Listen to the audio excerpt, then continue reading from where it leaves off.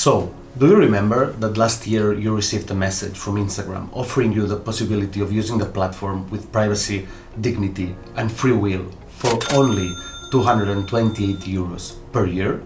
Well, they just got fined for it. All this has to do with the EU and data protection laws. Let me take you on a wonderful journey back in time. So, in 2018, almost 7 years ago, the GDPR law was passed by Brussels policymakers. It wasn't a perfect law, but it was the most rights-respecting data protection law in the world at that moment. Privacy is a fundamental right.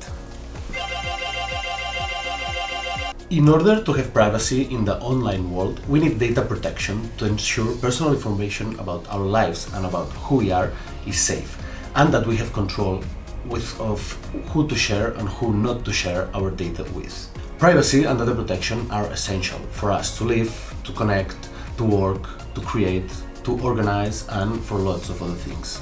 Thanks to the GDPR, consent is one of several legal bases that businesses can rely on to process and collect data.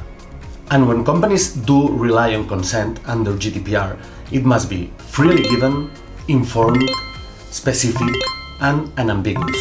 You know, consent, that thing that's kind of crucial in many aspects of your life, from medical treatments to intimate relationships to who enters or doesn't enter your home. When GDPR entered into scene, many businesses complained that getting this consent was a lot of extra work for them, that they would lose data actually, and that too many laws stifle innovation.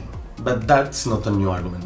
We've been hearing that from back in the 80s, when car manufacturers were obliged to put seatbelts in their cars. The car manufacturers were saying that these seatbelts were unnecessary, they would raise lots of costs for them, and that they would potentially limit our individual freedoms. But today, we all know that without such a law, we would have many more deadly accidents in the roads.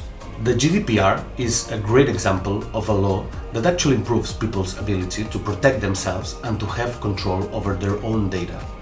We have this because of laws forcing businesses to put on the data seatbelt.